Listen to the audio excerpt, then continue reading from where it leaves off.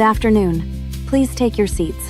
Today's lecture is titled Blackhead Prevention, a systems biology approach, and I want you to notice something immediately. We are not starting with products, and we are not starting with moral language like clean versus dirty. We are starting with mechanisms because mechanisms are the only reliable path to prevention. If you understand the mechanism, you can adapt to your own life. If you only memorize a routine, you collapse the moment your schedule changes. So today we'll treat the skin as a living system with inputs, feedback loops, and outputs. Blackheads, in this lecture, are outputs. Your goal is to change the input conditions so the output becomes less frequent. I'm going to write 3 words on the board: flow, shed, stress. These are the pillars. Blackheads form when flow is impaired, shedding becomes sticky, and stress signals push the system toward inflammation. The follicle is not just a hole, it is a microorgan. It has a lining, it has a gland, it has a microbial ecosystem, and it responds to mechanical and chemical signals. When you simplify it to pore with dirt, you make bad decisions. Now, let's define what a blackhead is in precise terms. An open commuden. That means a follicular plug is present and the opening is at least partially open to air, which changes the appearance at the surface. The darkness is not dirt. It is primarily a surface phenomenon, often oxidation-related and contrast-related. The plug itself is a mixture of sebum and keratinous material, sometimes with microscopic debris. The key word is mixture. Mixtures behave differently depending on conditions, temperature, viscosity, stickiness, friction, and exit geometry. That's why this is a systems problem. Now, I want you to picture the follicle like a narrow elevator shaft. Cells on the wall mature and loosen and move upward, and sebum moves upward as well. If everything is functioning, the mixture is carried out smoothly. Blackheads are what you get when the elevator slows and the cargo sticks to the walls. So, question 1. What makes cargo stick?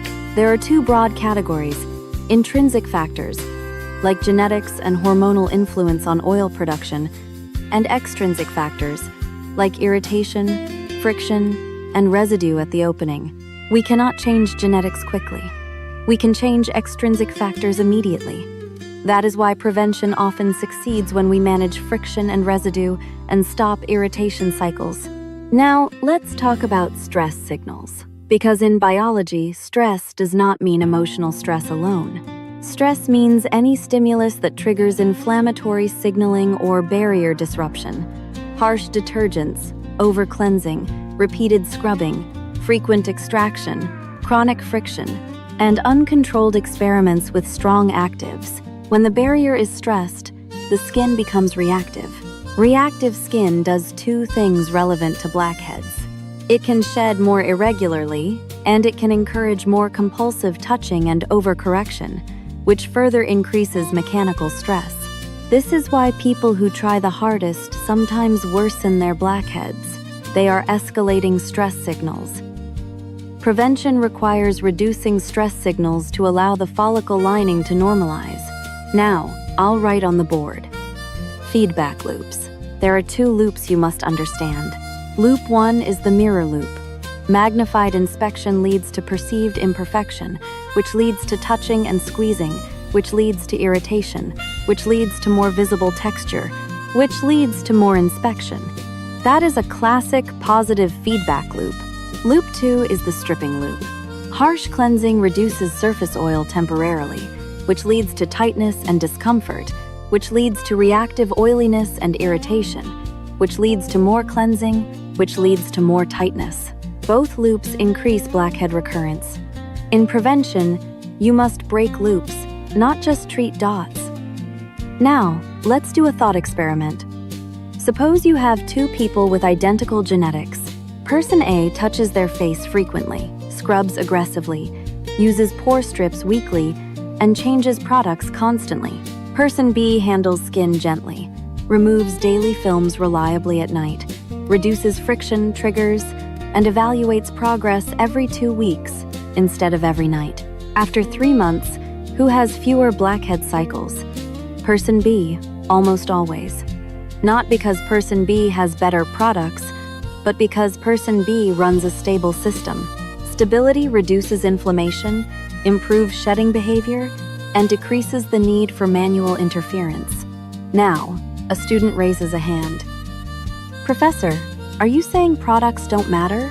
Excellent question. Products can matter, but products are not the first lever. If your system is unstable, products become noise. If your system is stable, products become amplifiers. In other words, a stable baseline makes interventions more effective and less irritating. This is why clinicians often simplify a patient's routine before adding anything. Stabilize first, then optimize. Another student asks, but what about the nose? I can't get rid of dots on my nose. This is where we discuss anatomical realism. The nose has dense, sebaceous glands. Many visible dots on the nose are normal pore structures that refill quickly. If you treat them as pathology, you will overtreat and inflame the area, making the nose look worse. The correct goal is reduced contrast and reduced raised plugs, not porelessness.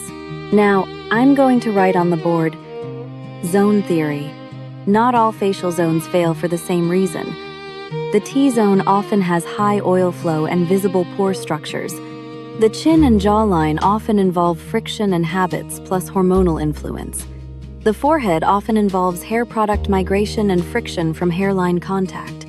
Therefore, prevention is not uniform. You diagnose patterns. If a zone is a friction zone, you manage contact and occlusion. If a zone is a residue zone, you improve removal. If a zone is a habit zone, you manage touching and mirror behavior. This is pattern-based prevention. Now, let's outline how you evaluate your system without obsessing. You do not evaluate daily under harsh lighting. You evaluate on a schedule. You use consistent lighting. You note the comfort level and the frequency of compulsive intervention. You note whether congestion is clustering in contact zones.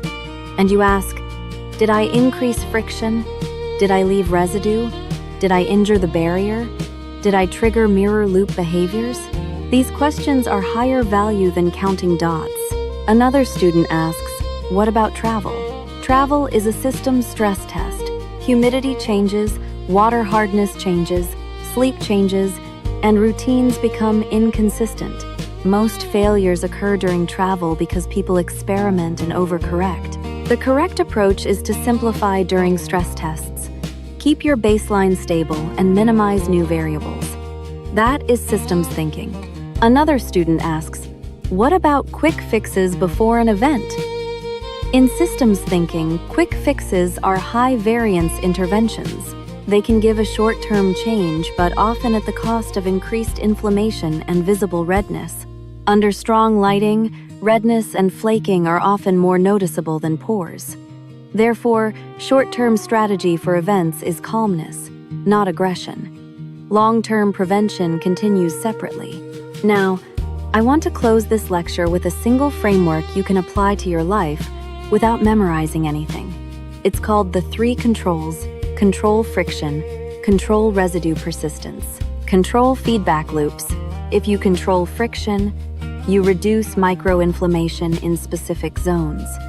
If you control residue persistence, you keep pore exits clear overnight. If you control feedback loops, you stop the behaviors that create chronic irritation and compulsive interference. When these controls are in place, your follicle environment becomes calmer and more predictable, and blackheads become less frequent. That is prevention, not a miracle, not a battle, but a stable system. Class dismissed. Hear now the reading of an ancient scroll. Carried through wind and lamplight, spoken not as a modern instruction, but as a tale older than mirrors, older than the first bright bathroom bulb that ever made a pore look like a crater. In the kingdom of Dermaria, where faces were landscapes and pores were gateways, there lived a people who believed that the dark dots were curses, tiny shadows that arrived in the night to mock their beauty. They called these shadows blackheads, and they fought them as one fights a demon, with force, with fear, with rituals performed in haste. They scrubbed with stones. They tore with strips of cloth. They pressed with nails until the skin cried out. And for a day, sometimes two, the shadows seemed to retreat. Yet always, always, the shadows returned, as if laughter followed them from beyond the gate. And the people of Dermaria grew weary, for they believed they were losing a war that could not be won. But there was among them a quiet healer, known as the Keeper of Calm, who did not raise a sword against the dark dots. Instead, the Keeper listened to the land. He listened to the skin's whispers, to the way the wind of the day left dust upon the face, to the way heat and sweat gathered under cloth, to the way restless hands returned again and again to the same places, rubbing and pressing, as if to dig truth from the surface. And the Keeper spoke, "These are not demons. They are not dirt. They are the language of a system disturbed." The people did not understand, for they had been taught to fear the shadows. So the Keeper unfurled the scroll of gateways and showed them a drawing, a pore, like a tunnel, lined with living stone, through which the river of oil flowed. The gateway, he said, was made to release, not to trap. The shadows appear when release becomes difficult. He pointed to small grains like sand, drifting from the tunnel wall. These are shed fragments, meant to travel outward. When the tunnel is calm, the fragments drift like pollen. When the tunnel is angered, the fragments become sticky and cling. Then he pointed to the river of oil. This river is not wicked. It protects the land.